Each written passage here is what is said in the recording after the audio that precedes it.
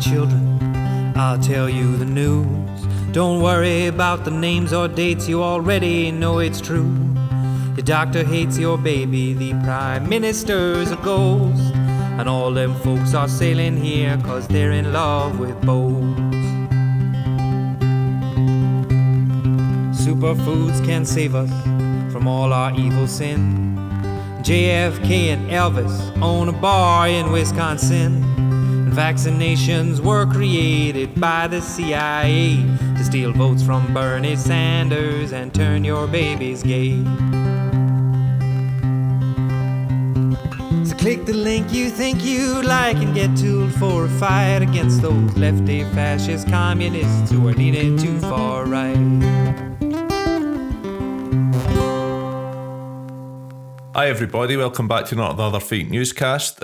We have an interview today with Peter Geoghegan. It's his second time on the show. First time he appeared was back in June 2018 alongside Adam Ramsey.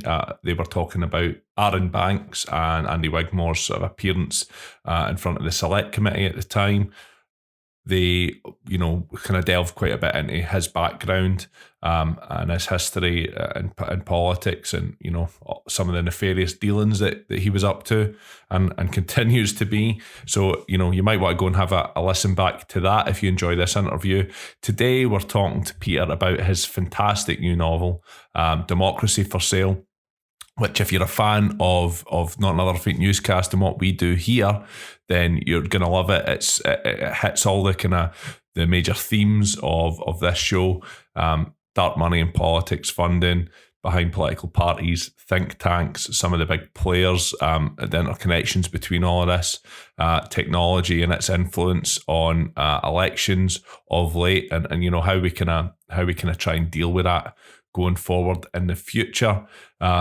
Peter's a great guy to talk to. He's got a lot of interesting insight, and if you listen to this and enjoy it, would highly recommend you go and pick up the book and give it a read, because it does a very good job of sort of tying a lot of the stuff that he's been reporting with Open Democracy over the last few years all together and sort of, putting it in its context, showing you how a thread kind of runs through a lot of that and how a lot of the major players pop up again and again.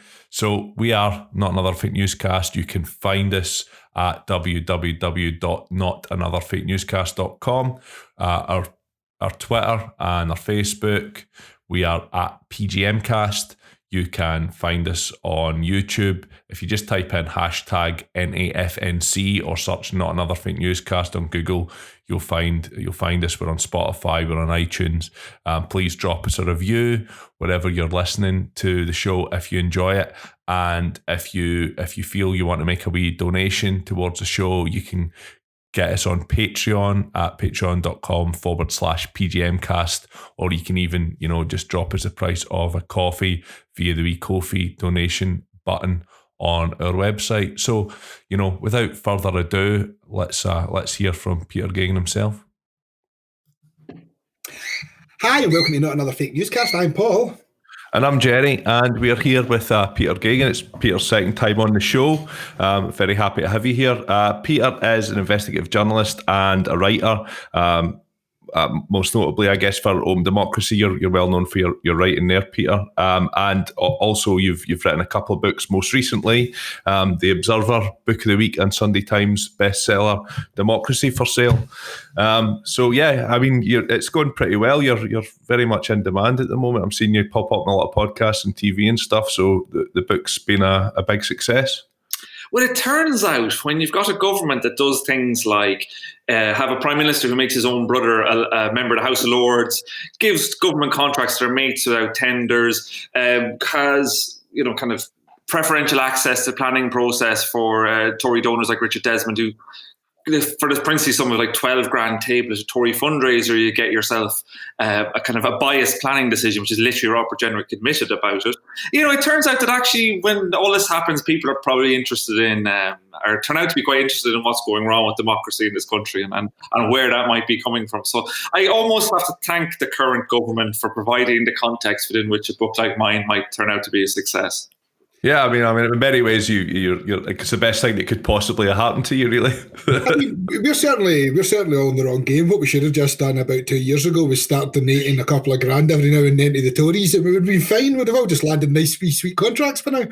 One I mean, of the funny things about the book actually is that there's a lot of things that the book was finished in January. It was supposed to come out in May and was held back because of coronavirus. But there's lots of little bits in the book which I must confess I'm not a prophet. I didn't realise that these things were going to happen. But for example, like there's a couple of lines about Tony Abbott and the history of the Anglosphere and like this idea of a Kanzak union between Canada, the United States, or the United Kingdom. Australia and New Zealand and Tony Abbott's support for Brexit. And lo and behold, about a week after the book came out, they made Tony Abbott a member of the UK's trade body on Brexit. So it's kind of been quite helpful to a lot of these people who I thought, when I was writing the book and I was kind of wondering, will these people still be important? People like Shankar Singham, the lobbyist, who turns out now just have got be part of this £200 million government contract last week. I was wondering, will these guys really be important? Will it have all sailed on? There's quite a lot about Brexit in the book and the lobbying around Brexit. Will that be yesterday's news? Turns out it isn't actually. So when all that stuff happens, are you sent at home like, yes, yes, yes, Tony Abbott? When all that happened, Peter was sitting thinking to himself, well, Tony Abbott now owes me because I just got him a job because my book was flicked through and they were just like, Tony's perfect for the position. Well, weirdly, like as I was reading it, that stuff was happening. Like Tony Abbott. I think Tony Abbott comes up again when you're kind of discussing Hungary and Viktor Orban and stuff, and in some of the meetings he's had. So yeah, I was like, oh, hi, Tony Abbott again. I mean, for our listeners, the book it discusses dark money, think tanks, tech companies, the kind of networks that connect the global right wing. It really couldn't be any more perfect for our listener base. So I would definitely recommend that you go out there and have a listen. I guess the first question would be, what kind of gave you the impetus to pull all of this together and put it into a book?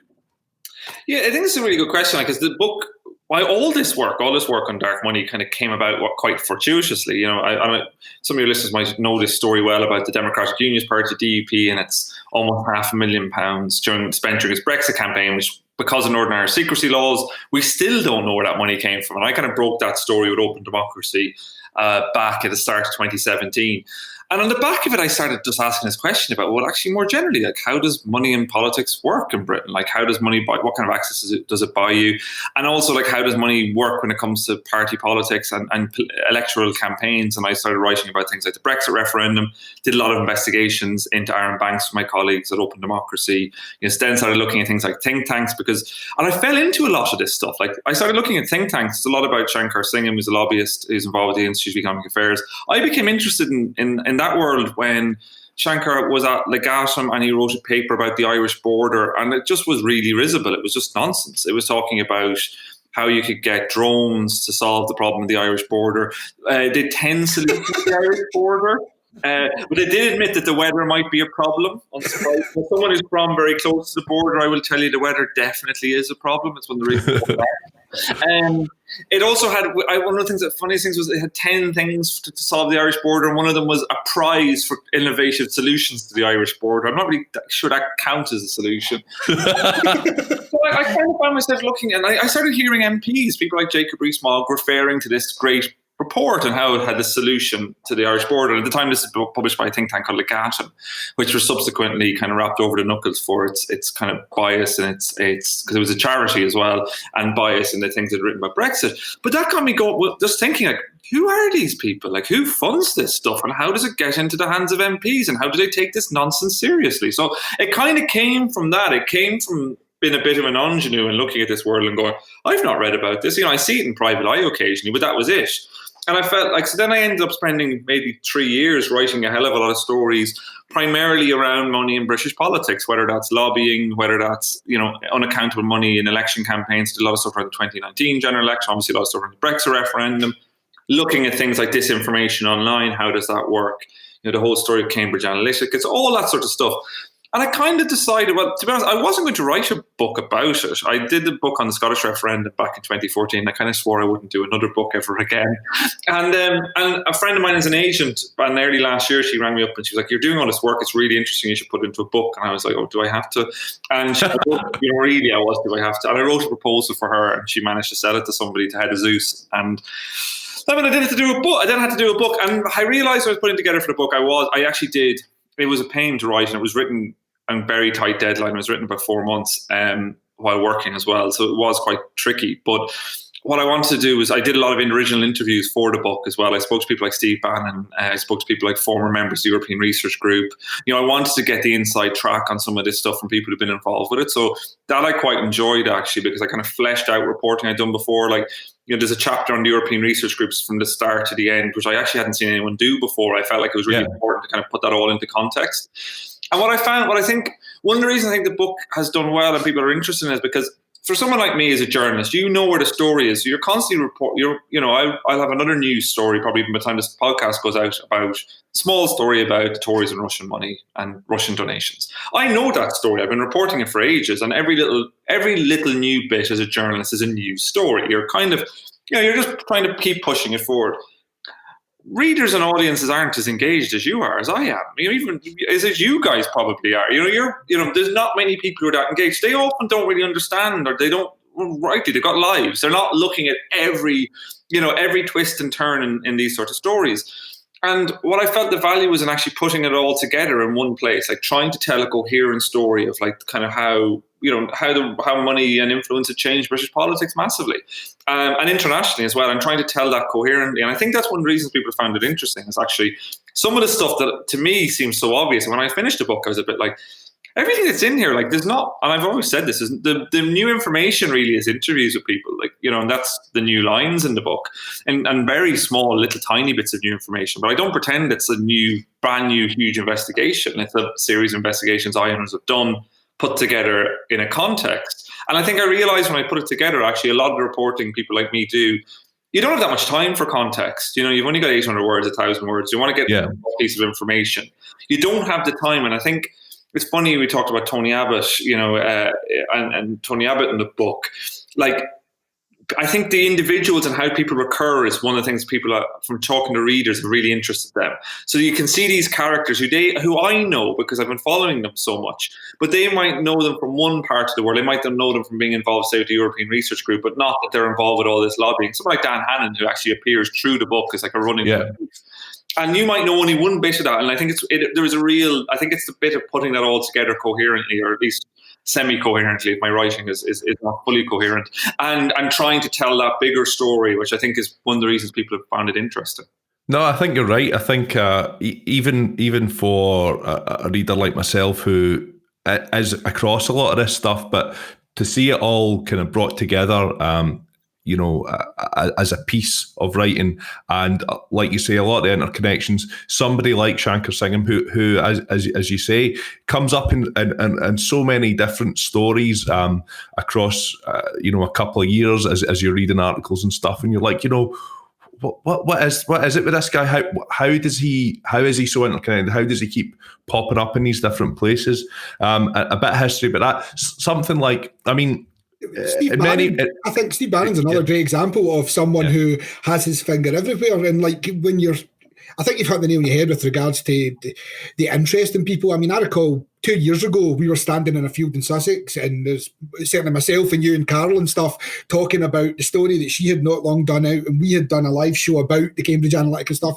And certainly to everyone that was there at the festival, it was very common knowledge, and all these names, you could throw these names, there's names that you could just spit out and people will have an opinion on.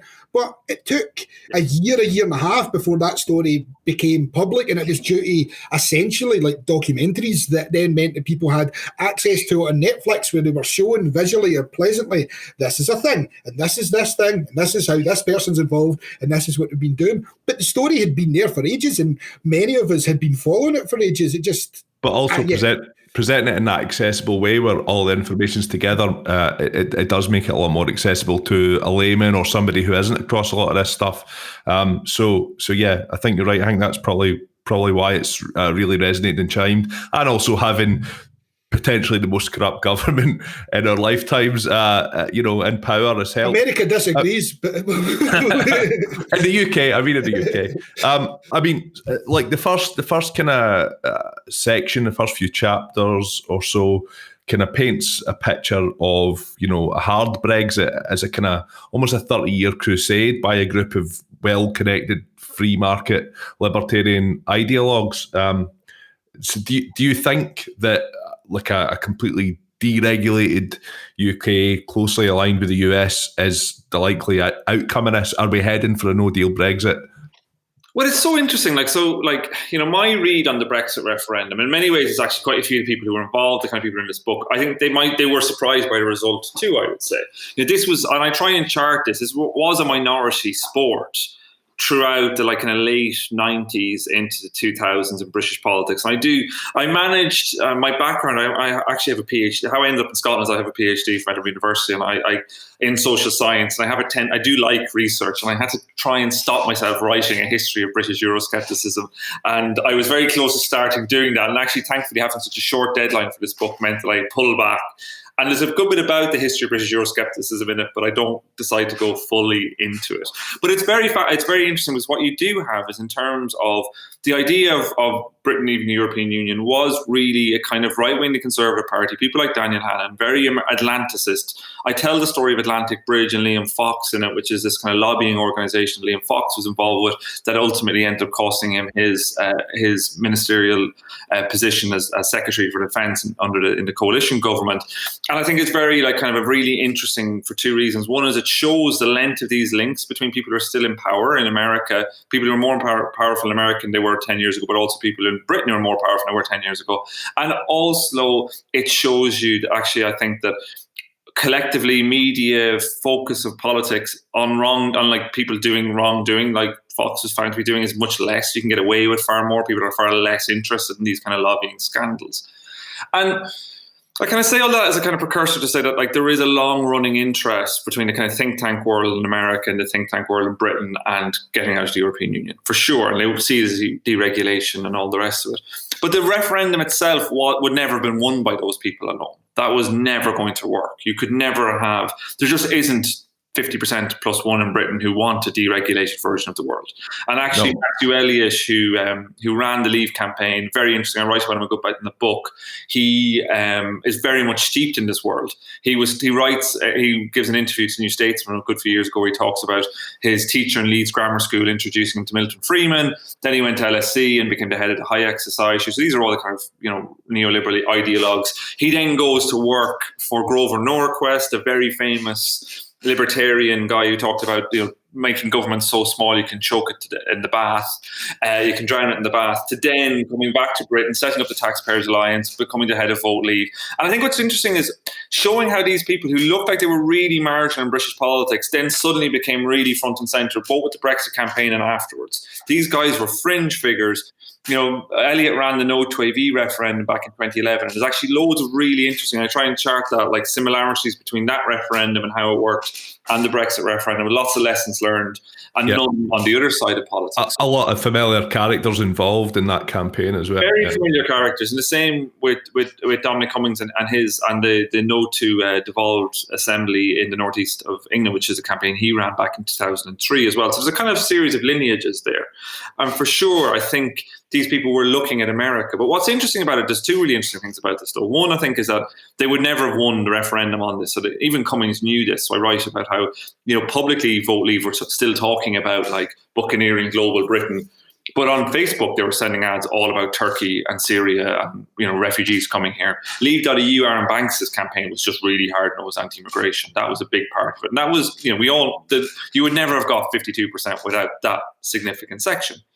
The other thing that's interesting, though, as well, and what's more current about this, is that this kind of Atlanticist fringe still exists in the Conservative Party. Is very powerful. The European Research Group I talk about, it runs through it. People like Steve Baker, they want to see this deregulated kind of Britain, global Britain, Singapore on Thames, connected to America. There's a big problem with this, though. America isn't that country anymore. the America that they want to have this relationship with doesn't exist. It's a fiction. Yeah, they're pulling back from the world. They're pulling, and Donald Trump has no interest, and neither does Joe Biden. That front in America is still powerful in terms of getting the interest that they want through. Like, so massive tax cuts under Donald Trump for sure. So like, there's a huge amount of dark money that still comes from plutocrats into American politics, into Republican politics, very successfully. Pushes the agenda, does things like overturns environmental regulations, gets things done in American context. But the idea that there's some sort of kind of libertarian dream world that they could join up together in this new Anglosphere, which is the kind of thing that Andrew Roberts, the historian, who's close to Johnson, biographer Johnson, who's biographer of Churchill, just like Johnson, very close to Johnson, close to Spectator, close to Telegraph. This Daniel Hannan worldview, the same thing, this Kanzak stuff. This new union of English-speaking nations, it doesn't reflect the world at all anymore. So there's something really interesting going on there. If you look at what's going on politically at the moment with the Withdrawal Act and the attempt to kind of rewrite it, which is partly to do with state aid, which is kind of the opposite of what these people are talking about, but also is kind of predicating this idea that we need to be free to do this deal with America. But you still have to ask the question, well, what kind of deal would America do with Britain? The Trumpy deal that you're talking about is going to be a kind of, bargain basement. It's not going to do all the things that they wanted to. It's interesting even to see the likes of the Daily Mail who've been campaigning for months against any kind of erosion of food standards in Britain or agricultural standards. So it's not just a kind of left-right thing. There's a huge kind of conservative constituency, small c, non-libertarian conservative constituency, which is against this sort of stuff. And it kind of speaks, there was a very interesting report brought out by the UK in a Changing Europe, which is a very interesting kind of academic project run out of King's College London. And they recently looked at the views of MPs, both Conservative and Labour. And they found that on the Conservative side, they're far more libertarian than their voters. Conservative voters in Britain are not particularly libertarian. They're not particularly like American Republicans. But their MPs are far more likely to be. So you've got the tail wagging the dog thing going on. And I think, to be honest, that's the reason Brexit has turned into such a Horlicks, because these two quite antithetical visions of the future, one, the kind of nationalist vision of, anti-immigration, and other, the global Britain. Boris Johnson has continually, and everybody did before that, Theresa May did too, has kind of nodded to both of them simultaneously, has never wanted to actually come down on one side or the other, because there isn't actually majority for either of them. But you end up with this strange situation where these conservatives who were fringe, people like Priti Patel, people like Bernard Jenkins, people like Jacob Rees-Mogg, these were fringe backbench characters who would never have any chance of elected office. They would have just been those slightly Peter Bone-ish running gags, then became really, really important. And that's one thing I do try and chart in my book. And I think they've definitely, whether the European Research Group ends up with the Brexit it wants, it has definitely changed the direction of British politics and British history. Yeah, 100%. And you've, people like Priti Patel have been involved in this sort of Eurosceptic movement from the 90s, was involved with, in the 97 general election, with, was it Goldsmith's party who ran in that election. So there is, you do have a situation where, like you say, previously fringe Conservative Party characters are now find themselves in positions like Home Secretary. You also have something which you talk about in the book, a difference now in where the funding of the Conservative Party is coming from, largely due to the result of the Brexit referendum. Traditional big business, which would have backed the Conservative Party in the past, Brexit wasn't good for them. The outcome of the referendum wasn't good for them, and the Tories seem to be increasingly funded by sort of speculators and hedge fund runners. Is that fair to say? Yeah, I think that's been a huge. I think that is true. I think that's the really interesting kind of change in where we've gone to. As you mentioned, so you have somebody like Priti Patel who was working as a press officer for James Goldsmith's referendum party, and Goldsmith is an interesting character. He's also one of those characters who slightly recurs through my book, who's not someone you do initially. Yeah. A really interesting character. Friends with close to Lord Lucan, a poker-playing buddy of Lord Lucan. He ended up dying of pancreatic cancer, a virulent cancer, not long after the 97 general election. But there's amazing footage of he stood against of Goldsmith on the night when there was a huge Labour landslide. Tony Blair came to power, but he stood against David Mellor and Putney. If you remember the kind of notorious Chelsea strip wearing David Mellor, and Mellor's losing his seat to Labour, but Goldsmith is just on the stage goading him, and he's shout out, and he's clapping his hands, bang, bang, out. And it was interesting because Goldsmith showed the power of money. It was his own personal money, and he put this issue. He really, really, really put this issue onto the agenda in a big way, and it was really influential. And UKIP really came on after that. UKIP was, in many ways, was inherited the referendum party, and Farage realised that there was a constituency for this. So it's really interesting. And the thing about the hedge fund world is fascinating too, because Goldsmith was a spiv, really. Goldsmith was a kind of an asset stripper, and what he did was he made his money, and Adam Curtis has narrated this very well. The Mayfair set is fantastic on this. Actually, it's a great documentary, and I do cite Adam Curtis in my book. And what Goldsmith did was he realised, him and a couple of others, people like Tiny Rowland in the late 60s, realised that a lot of great British companies like British Leyland, were nominally owned by a family, but they were actually publicly listed, and the family had lost control of them. They didn't own the majority of the shares. So what they did was they launched hostile takeovers, then got the families out, and then stripped them of what was valuable, made them look like they were good going concerns, sold everything off and made a fortune, but actually most of those businesses went bankrupt. And it was one of the reasons why British industry is in such a chaotic condition, in such a terrible condition. It was the rise of the asset stripper. And you can kind of see your 21st century asset stripper and people like Aaron Banks and the hedgies who've all gone in for Brexit. Like, there's a kind of chaotic, David Egerton writes about this too, and Will Davies, who I really like actually. Will Davies at Goldsmith's a very, very sharp thinker. And this kind of desire for chaos, there's a kind of and this is where funding is really interesting, because the Conservatives' political funding has gone from captains of industry, from the people like the patricians at the head of the board of Leyland or whoever else, to hedges, to hedge funds, and especially in the run up to and in the wake of the Brexit referendum. And what's interesting about hedge funds is it's really easy to get, I think, caught in this idea of the hedge funds want to short sterling or something. And I think it's actually, in many ways, it's less. In some ways it's less worrying, but in some ways it's far more worrying. I don't think there's necessarily some great big hedge fund play to make one great big sale, like somebody like Chris Minodi. Like, Chris Minodi actually is quite a good stock picker. He makes a lot of money occasionally from picking good stocks, but he actually tends to be really bad at where the market's going, and he loses quite a lot of money.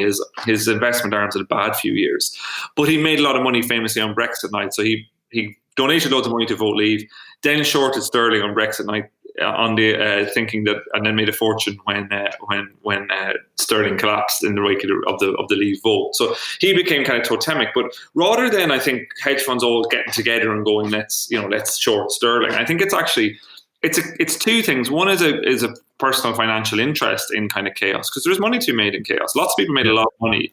Disaster capitalism. Yeah, I was going to say the Rees-Mogg dynasty is essentially a firm believer in the making money off chaos. Completely. There's loads of money to be made in chaos. So that's one part of it. But also there's a personal ideological perspective to this. Like, hedge funds are not like your pinstripe city boys. They often have a different view of themselves. They see themselves as iconoclastic. Remarkably, they see themselves as anti-establishment. They see themselves that the hedge fund world is qualitatively different to your city banker type. And that's important. It's important to understand. I think in some ways when we think about money and politics, we think about business as one thing. Business is a thing. There's lots of different types of businesses. There's SMEs, there's large corporations, there's multinationals, there's people like hedgies. There's a whole world with different interests. And for people like, Aaron Banks isn't a hedgie. Aaron Banks is an insurance guy with lots of other odd business interests, who certainly isn't worth as much money as he claims to be. But these guys, people like Jeremy Hoskins, people like Peter Cruddas, like, these are big hedgies who've given a lot of money to the Conservative Party. There is a self-image aspect to this too. So there's money, there's a chance to make reputations. I've written a lot about the connection between political funding to the Conservatives and receiving honours. If you give money to the Tories, there's a great chance, just by chance, you might end up in the House of Lords, or you might be Sir, or whatever else. And so there's that aspect of getting recognition. You get there's that bit of it too, and also there's a kind of there's a clubability. There's a sense in which, and Boris Johnson is almost the ultimate hedge fund prime minister. It's chaotic. It's chaos. Who knows what the man's going to do? He doesn't know himself. So it kind of fits in with that. And I think that's how I see it a lot more than like some Big Short. I think it's less about some kind of one-off thing. I think it's actually just this really interesting. It's disorganized capital, the takeover of disorganized capital, basically. Yeah. And you do sort of dive with great detail into the kind of interconnected, financially opaque think tanks who are, as you spoke about, operating in an influence game on both sides of the Atlantic. So how much influence do you think that these think tanks have currently? How much influence do they wield in British politics today?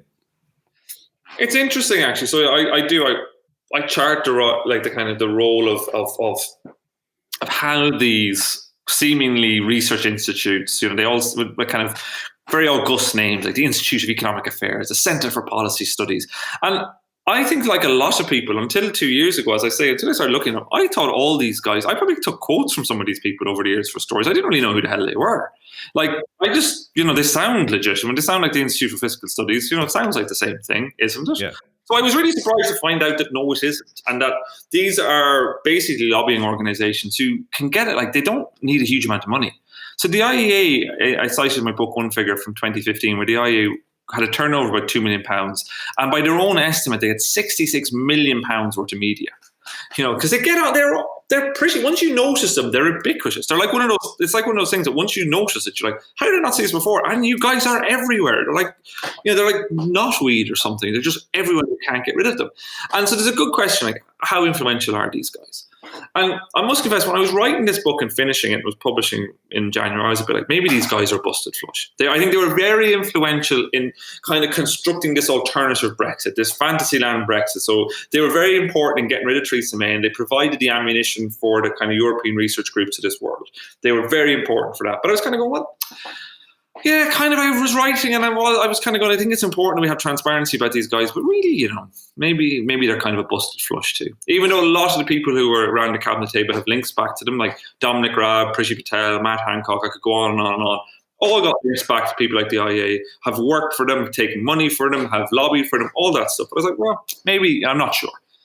But fast forward to when this book is coming out, and I think it's now beyond a shadow of a doubt. We just had, Matt Hancock decided that he's going to abolish public health England, which was a move that the IEA and others have been pushing from April. Because for my sins, I read all their newsletters and all that sort of stuff. And from the start of the pandemic, basically, they were saying the problem is public health England.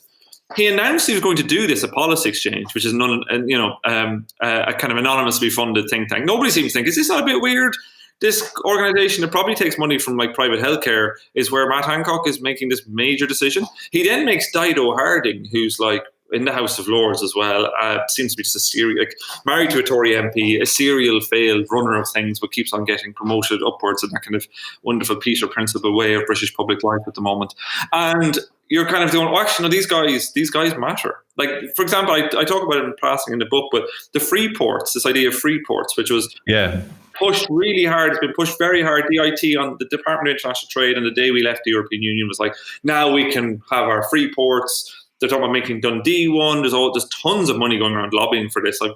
Shankar Singh's been lobbying for foil ports. In Derry, there's people who've given the Conservatives money, like Penny Mordaunt's dad, who runs and owns Bristol ports. There's lots of people running around this, and that idea is really fascinating because it came from a bunch of lobbies. It came from actually the ports. A couple of ports paid a company called Mace to write a report. Lobbyists lobbied.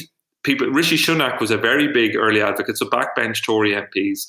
People like the Institute of Economic Affairs got on it, and next thing you know, it's government policy. If you talk to people who are experts in it, they think it's a terrible idea. The European Union has them as trying to get rid of them. They're a money launderer's paradise. They're not, the idea that there's some sort of pot of gold at the end of the free port is just, from all kind of analysis, is bananas. It's not real. But yet you take this really marginal thing, this really marginal policy that you're like, surely a government wouldn't adopt that. That makes no sense. And next thing you know, it's government policy. So it's really interesting and it's really cheap.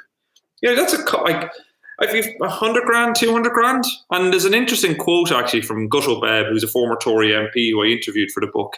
And he said to me, compared to America, America, you have to spend millions and millions and millions of dollars. Here you just give £250,000 to a think tank and you can get whatever you want. And that's the thing that struck me when I started doing this work. I thought, actually, Britain doesn't have the same problem as America because there isn't as much money.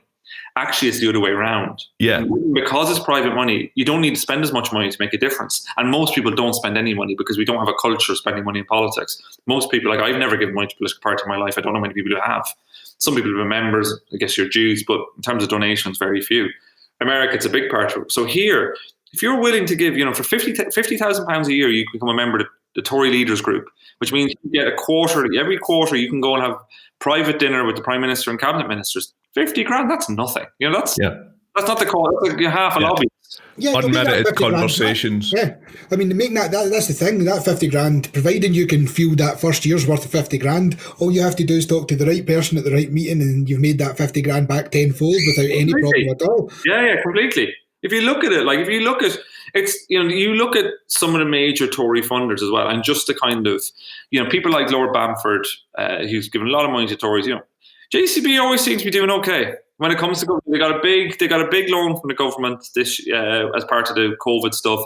The government helped JCB take over Wrightbus in Ballymena, which had been making the route master buses for London. It just feels like JCB seem to get a lot of nice access to government. I'm just going to, they will deny that. They will just say that that's they're giving funding and that's it. But you can't, why would you give millions and millions of pounds to a political party otherwise? Well, yeah, and it's not just to the political parties. If you look at Boris Johnson's register of interest, you'll see personal donations from members of the Bamford family directly to Boris Johnson as well throughout last year and this year. It's it goes on in public, but there's not a great deal of attention necessarily paid to it, but by the British press, which a lot of the information which is in the book, as you said earlier, it's on subjects that you've previously kind of covered in Open Democracy. So I just wondered that, does the success that the book's had, does that kind of hold any frustration for you when you balance it against the sort of inability of a lot of the reporting as it's done at the time to kind of break through into the public consciousness? Yeah, it is interesting. I do feel like, if I'm being hopeful, I feel there's a lot there. It does feel like a bit of a tide is turning on this. It does feel like there's more interest. Like, we're speaking in the week that the FinCEN leaks came out. Panorama had I thought it was a good panorama this week that covered a lot of things of political donations, both to the Brexit Party from a very curious character called Christopher Harborne, who I mentioned in briefing in my book, who's basically probably the biggest donor in the history of British politics, mainly, and just to the Brexit Party, including giving them huge amounts of money after general election, after which the party doesn't seem to exist anymore. So it's very curious. They've sacked all their staff. Why would you give over £2 million to a party that sacked all its staff and basically said we don't exist anymore? Very odd. And Russian money to the Conservative Party. So I think there's a bit of a move. I do feel like the COVID chaos plus some of just the Dominic Cummings lockdown breaking, I think even for political journalists, I think it tended to kind of believe the government with lots of stuff, I do think has focus attention. Like, I broke the story during the summer of Public First, which is a company very close to Dominic Cummings. I did it with The Guardian, Open Democracy, that they were getting government contracts without tender for £1 million to do focus groups, having never done any work before in this. Just so happened to be run by one of Dominic Cummings' longest standing allies, James Frayne, and his wife, Rachel Wolfe, who'd written the 2019 Tory manifesto. And again, that felt like one of these stories that actually kind of did huge traction on the Guardian site, and actually very big traction on Open Democracy as well. And it felt like it was starting to get out. The problem, I guess, at the moment is that I do think the fact that the media has become Brexitized is really hard. So, for example, like a lot of stuff I write about, the Guardian will cover it, the Observer, the Independent. Then it's really hard to get beyond that. So, for example, like, my book was reviewed in all the major Scottish newspapers, all the major Irish newspapers. Only the Observer in London reviewed it, has mentioned it. None of the right-wing newspapers have touched it. And I think that's kind of I think that's the problem. Whereas I write about this in the book. In the past, like with the Liam Fox Atlantic Bridge story, you had all the different papers kind of going for a story together, like, separately, but pushing the story on and on and on. The Telegraph, the Times, the Guardian, in the end, Fox fell. I think if that story was to break now about a government minister having his own private think tank and having his mate as the head of the think tank who was also attending meetings with him, I think that would be a Guardian story, and it would be a Guardian-only story, and I don't think that minister will resign. Yeah, our press has just became increasingly partisan to the point that they just won't touch this stuff. Liam Fox, obviously most famous because his brother was mine and Paul's guidance teacher at high school. That's actually true. That's actually true. That's a genuine fact. But I mean, yeah, you do wonder if there is any appetite to kind of hold the current government to account from the right-wing press, and will the balance be tipped at some point? I suppose, like you said, it is encouraging that, the Daily Mail, for example, have been very much against the sort of Americanization of things like our agriculture in the UK. So you would hope that if it looks like things are going that way in terms of some sort of trade deal with the US, that they would campaign against it and sort of try and mobilise their readership against it. But I guess it remains to be seen whether that'll actually make any difference. So I'm curious actually to ask, what was it like getting to conduct an interview with Steve Bannon? Oh, that was quite curious, and that was quite interesting. So, I must confess, so I was kind of almost before the book came out, some of the interview appeared in The Guardian as well. And it's always a bit of me that is kind of wary of giving someone like Steve Bannon a huge amount of coverage. Platform. He does love it. And it's what he wants. And often, he is a shameless self-promoter. He does, and that massively so. And it's very hard to believe some of the things he says routinely. But by the same token, I kind of felt like I did feel like it was important I felt like it was important to kind of get that, like a kind of somebody like him to talk to me for this, to try and get a sense of what it's like from someone like he is somebody, whether we mightn't like it, but he has helped shape the world we now live in for sure. He's not a stupid man either. No, he's not. And he's actually on a one-to-one level, he's very compelling and is decent company. That's probably how he managed to get to where he is.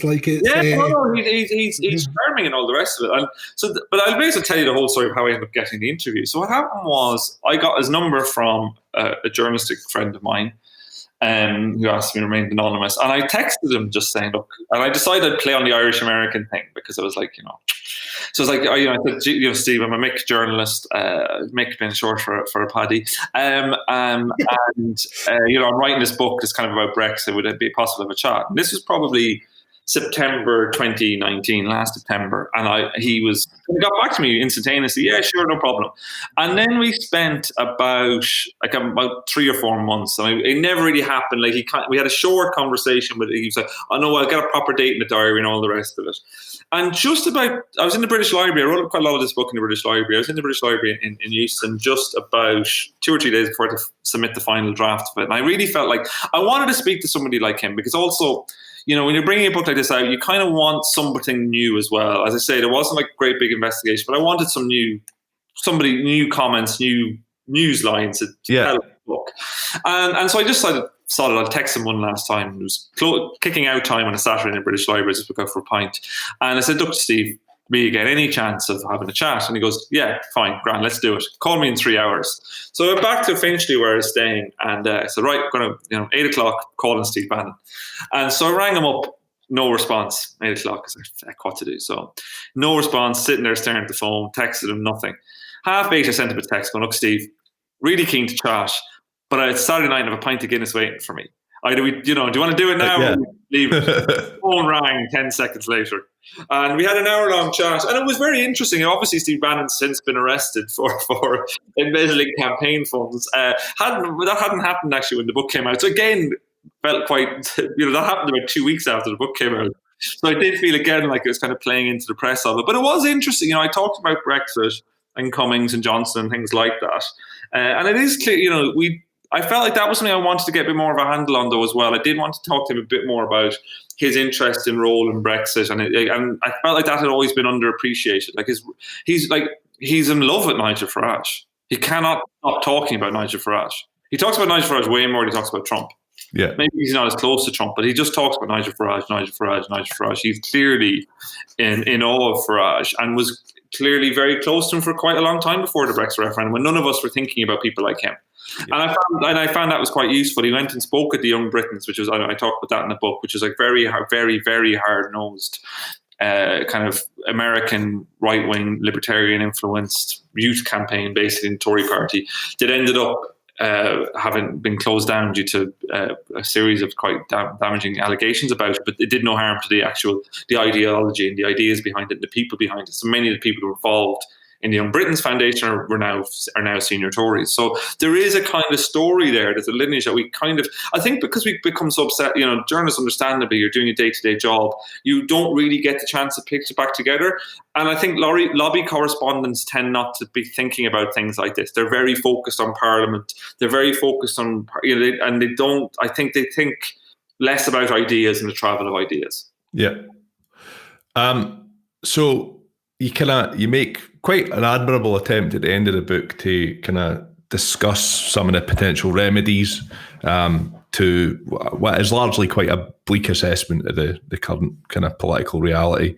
And I know that you've kind of said in an interview that there's some hopeful signs in terms of people starting to question some of this and some of the stories starting to gain traction. But with the best will in the world, without the political will for reform, can you genuinely see an improvement on the horizon in terms of a political landscape? And where does that come from? It is tough at times. Like, it is tough to not be gloomy about some of this stuff. It is all a bit like, it is hard not to feel like, bloody hell, our democracy is going to hell in a handcart, and who's going to do something about it? And I feel that my daily, my job is to report, and all this stuff is to kind of spend day in, day out trawling through transparency documents and going, hold on, what the hell is going on here? And it can be a thankless task at times. But I do think November is really important. I think what happens in November the 3rd is massive. I think that will have a huge, huge bearing. I think we are, it's not a coincidence that the British government is behaving like this at a time when Donald Trump is in the White House. I think that has definitely legitimised pure shithousery, at a kind of institutional level and a kind of unprecedented level within governments, not just in Britain, but I think across the world almost. So I do think that's a really big moment for global democracy. I think what happens and what the transition of power looks like, it's quite concerning. It's not hard to imagine if it's a close election that we could be here this time next year talking about who's the president. Yeah. Oh, yeah. I mean, and one of the things I find ironic, and it's something you kind of touched on before, is actually, so Trump is obviously the backed candidate, if you will, from the people who are all affiliated, if we will, your Bannons and the likes. But in actual terms, the trade deals that we want to have with the US would probably come better from like a globalist ideal type Democrats than the kind of isolationist Trump Republicans that they're running at the moment. So essentially we're pushing a candidate that doesn't actually sit with the ideals that would gel better with what the British government are pushing for. Yeah, I think this is the great irony still. I think it's the great unknown about what the British government actually wants. I do think they're going to have to figure it out sooner or later. Because it is, as I say, they're constantly riding this Trumpy populist horse at the same time as this global Britain stuff. And my sense from Johnson is he will do whatever he thinks is politically expedient. And I think, unfortunately, the Trumpy populist stuff is far more politically expedient than the global Britain, because most people don't give a hoot about free trade deals or anything like that. It's not, a vote winner. But in terms of what we can do, there is what's frustrating is if there was political will to do stuff, there's quite a lot you could do quite easily. Especially in terms of money in politics, there's lots of ways you talk about them in the book about how to take money out of politics. It's crazy that any individual can give as much money as they want to a political party. Loads of countries don't let you do that. Like in France, it's about €7,500 a year is the maximum donation.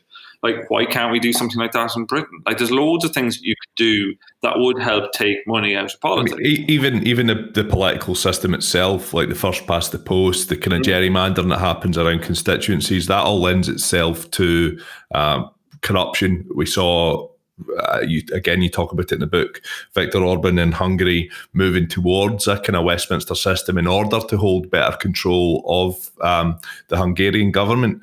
So, yeah, I mean, we could do it with a dose of political reform. We could do with stronger institutions in terms of holding these people to account. And yeah, I can see an argument for potentially, yeah, if Biden was to get in and the Democrats went through a run of trying to enact some legislation which prevented some of the worst excesses of the tech companies who hold a massive monopoly in terms of data and information at the moment, in terms of funding towards politics, etc. Then that might be mirrored somewhat in the UK. But personally, I can't really see a massive political will, even amongst the political opposition in the UK, for doing a lot of that stuff at the moment. I mean, do you think that potentially in Scotland, independence might offer an opportunity for that sort of ground level, in with the stones sort of foundations, in terms of constitutional reform, that some of this stuff could be inbuilt to sort of prevent the worst excesses of corruption and dark money and influence up in Scotland? I think you're right. I think the problem is, and I quote Stephen Kinnock in the book talking about this, like one of the huge problems is actually that there's no impetus for any political party, opposition parties, because they know how the system works. So all the politicians, even the politicians who are out of power, know how the system works. So there's no huge impetus for like kind of doing something about it, and especially whoever's in power, whoever wins power. So one of the reasons the Labour Party never did anything about electoral reform. So like, well, it's working for us now. Without everything, well, maybe it won't work for us in the future. Maybe first past the post, it's not a system that's particularly, but they didn't want to engage with it at the time because, well, it was working for them. And so then by the time it's not working for them any further, and even within Labour, there's not a huge move for electoral reform because they all kind of feel like we just need it to work for us eventually, and then we get back in. John Smith wanted it. Yeah, John. Yeah. And since then, it's been a kind of issue that's really, it enthused a very small fringe on the margins of the Labour Party, and has lots of like kind of fringe events, poorly attended fringe events where people talk about electoral reform, but then that's about the height of it. So you don't get anything more than that. And in Scotland, we don't. So far, we do see like kind of a similar enough pattern when it comes to money in politics. It's not a million miles away.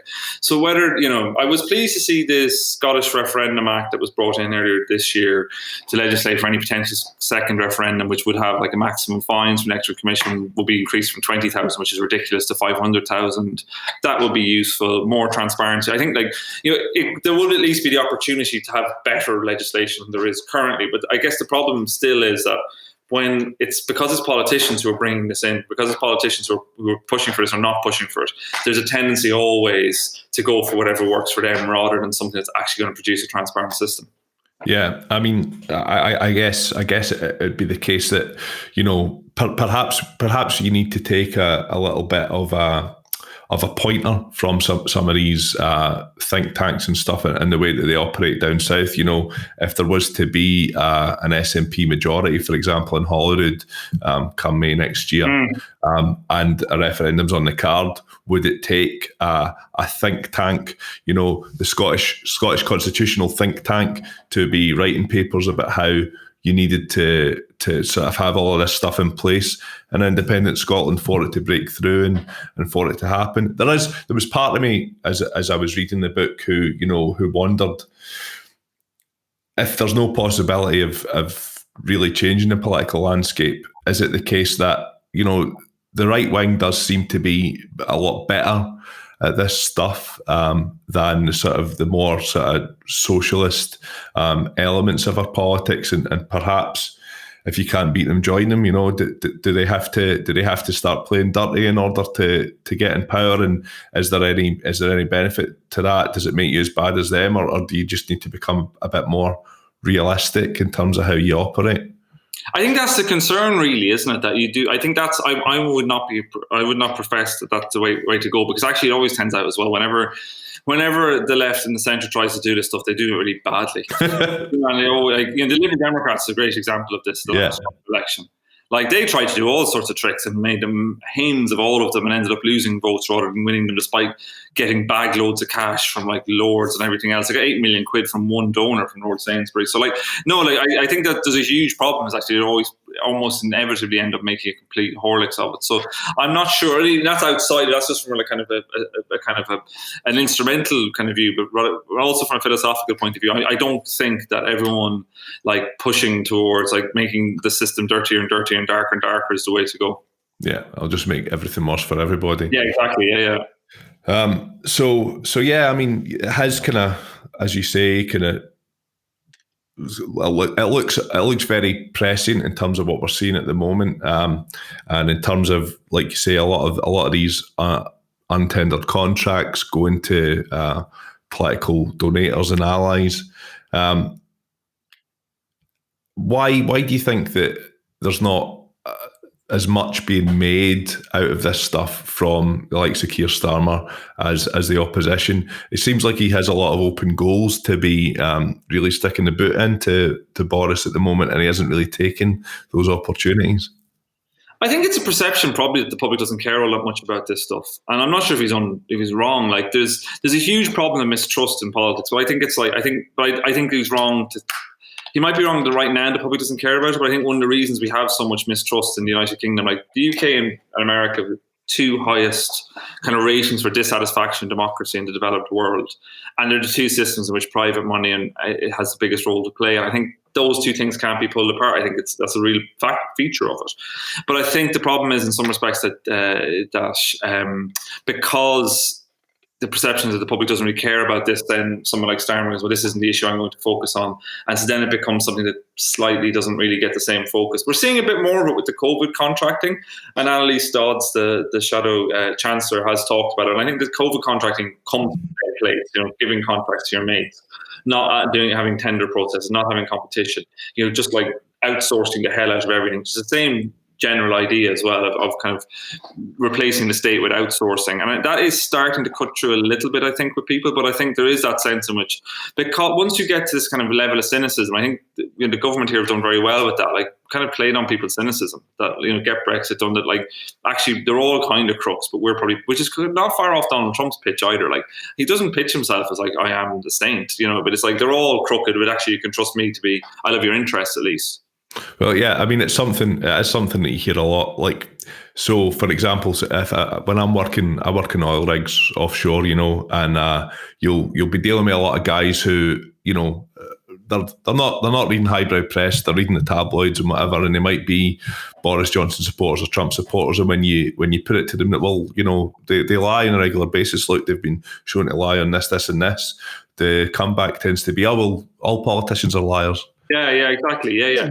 It's the same vein as the conversation here at the moment regarding like Corbyn and the leadership. It's just like, well, think about how bad it would be under Corbyn. It's like, right, but that's like we're not I mean, I guess it's fine, but we don't know how bad it would be under Corbyn. Right now, it's really bad. Can we not just own the fact that this is terrible and not say it could be worse? I mean, it could definitely be worse, but we don't know that, and yeah, could be a lot better. Also, I mean. The other thing that you've kind of obviously raised concerns about how these contracts are going out to allies and donators to the Conservative Party. We've also got a situation where kind of big data companies like Palantir have been involved in like try to create the COVID test tracing app, etc. Would that give you any cause for concern that we're opening ourselves up to further abuse of data in the UK?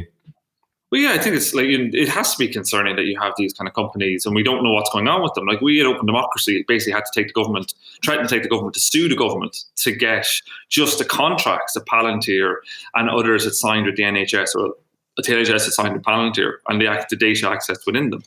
So like not only do you have companies like Palantir, run by Peter Thiel, who is almost like something like a cartoon vision of an evil genius, doesn't really believe in democracy. The man behind PayPal, big supporter of Donald Trump, has actually been supportive of even far more right-wing movements as well. It's his company. They've been involved in all sorts of ICE deportations in the States and nasty stuff. And Snowden as well, all the stuff that's PRISM and all that. They had their fingers and all that type of stuff. Yeah.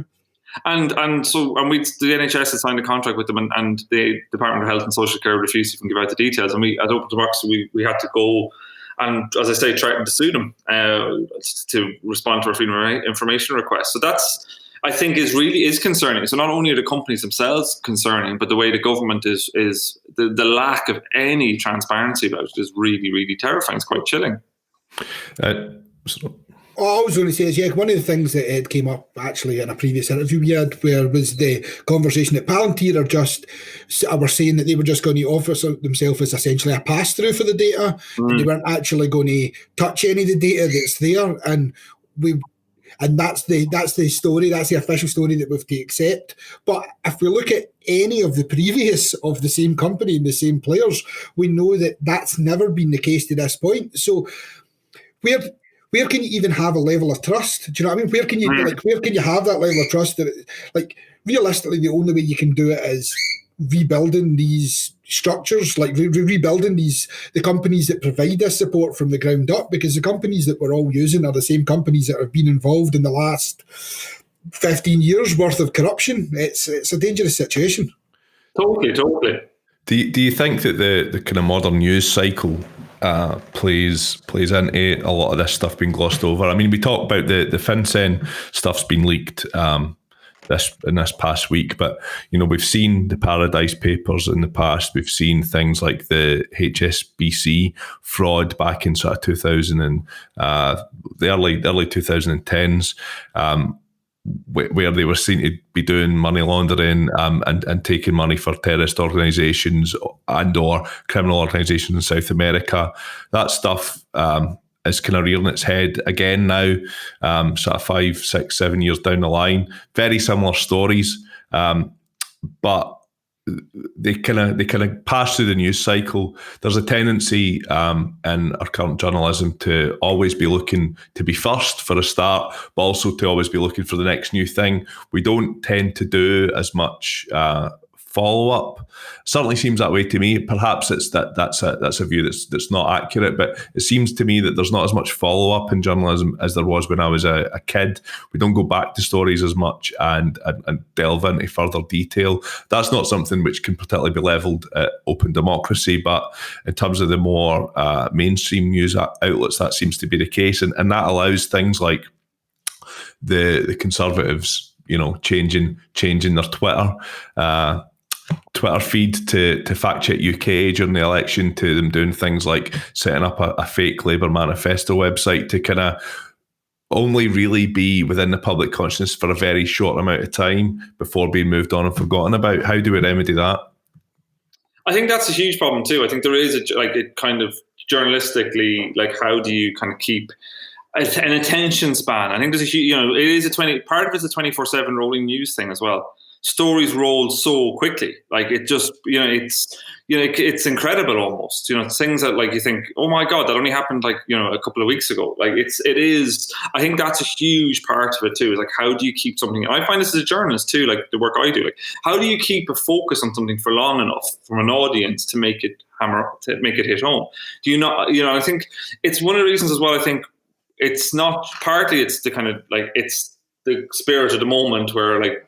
I think ministers find it much easier not to resign because that's the way the government is. Someone like Gavin Williamson would have gone a long time ago, or Robert Jenrick. But so the Robert Jenrick story, Richard Desmond, was also helped by the fact that actually normally that would have then started as loads and loads of pile on, like kind of continuing to go into it. But actually everyone starts moving on quickly because it starts to feel old really quickly because the news cycle moves so fast. And I think, I don't know what you do with that. I don't know how you remedy that. Like, what does slow journalism look like? It's the kind of thing I try and practice both with Open Democracy and the Fair, where I'm the chair as well, Scotland's investigative platform. We do try and like stand back from a news cycle and take a step out of it and be able to say what's going on. But then you do want your stories then to try and feed back into the news cycle so it has an impact. Well, what I was going to say, one of the things that I think and I'd just like to know where your stance is on this, that we've definitely fallen victim of, and many people do, the idea that Russia's involvement in many things especially like, so say Brexit or the Trump campaign or whatever, gets looked at in great detail quite a lot. However, there's an argument from your book, for example, saying that people for the last 30 years have had this anti-EU that they've been working on and they've been slowly building up through it. And Russia, at the same time, in the 90s, their advisors were also saying that they think that the UK should be out of the EU. We know that from Alexander Duggan's books and stuff like that. So to me now, the narrative seems more like Russia's played the opportunistic role of we would like this to happen and these guys want this to happen, so we will help fund him, rather than the kind of previous narrative that existed, which is like Russia's doing this, Russia's getting Trump in place because they want this to happen, rather than they want this to happen and all of these things are happening, so we will fund it and let it play its own course, and it was going to anyway. Do you think there's a danger that where Russia gets the blame for things that maybe they are just happy to help fan the flames of, that was existing anyway? Yeah, I'm never so I don't write massively about Russia in the book, and I've always slightly I've always kind of never been sure, partly because I'm not an expert on Russia, so I've never totally figured out where I stood with all of this stuff. But I think it's a bit like the hedge funds. I think there's a kind of, there is a global interest in undermining liberal democracy writ large, whether you're China, whether you're Russia, whether you're individual players, libertarians who stand to make a lot of money out of it. I think there's a lot of people who have an interest for lots of different reasons, ideological, political, economic, in that process. And I think all of those things are at play. And I think there's a tendency where we can end up focusing on one or the other. But it's not surprising, if we think about it as the end of the American century, which is what's happening, we are watching very quickly, actually, the end of the American century.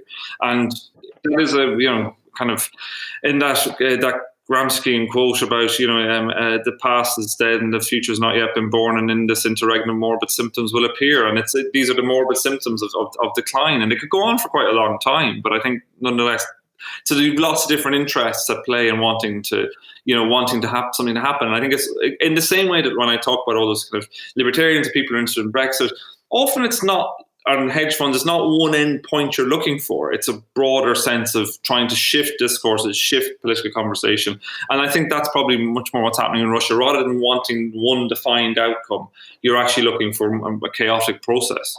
Yeah, I think as well it's important to sort of say that there are certain ecosystems which are more susceptible to disinformation, whether it's internal or external from a foreign power, and those are heavily bipartisan networks where trust is eroded in both institutions of government and the press, and that's kind of exactly what we have in the UK at the moment. And I think as well, when we speak about this a lot, but I think there's in Scotland, we sort of sometimes think that we're not susceptible to this, that, foreign power and foreign influence and even, misinformation from within isn't something that affects us as much. But I think we're just as susceptible because we are all of those things. We are highly partisan in terms of politics at the moment on the constitutional question. We do, I think, largely have a lot of mistrust in the press and in the institutions, perhaps less so in Hollywood, but certainly government as a whole. And these things are what's allowed stuff like the proliferation of conspiracy theories surrounding COVID and the anti-mask movement, which has a lot of parallels with the sort of global right wing, and actually a lot of the same players involved a lot of the time as well. That the ecosystem that we have is something which allows that to flourish. And what's next for yourself? Are you going to write another book, seeing as you enjoyed writing this one so much, Peter? I enjoyed this one. So this one's going to come back out in the new edition will be out in the end of January with some updates and new chapters and things like that. So I've not finished completely with this yet. I won't start. Okay. Maybe we'll look at another book on the back of that too. But in the meantime, I'm continuing my investigations with Open Democracy and with the Ferret. And there's plenty of things to keep me busy at the moment, for sure. Yeah, there definitely is. Well, it's always a pleasure talking to you, Peter. And hopefully we'll get a chance to get you on again in the future, man. Or maybe even get a beer together somewhere. Oh, I'd be up for that now, definitely. Yeah. Just not after 10 p.m, right? Yeah, we got a free watershed beer. I'd be up for that. Yeah, no, thanks, guys. Thanks, Jerry Ball. I'm delighted to be back. Maybe we'll get one more time and that make me a veteran or a regular or whatever it is. So, no. The time that you come on for the third time, just means that I don't need to come on anymore, and I could just Jerry could just do the show. Peter, it's been done before. Right, man. Thanks very much. Lovely to chat to you guys. Take care. Have a good one.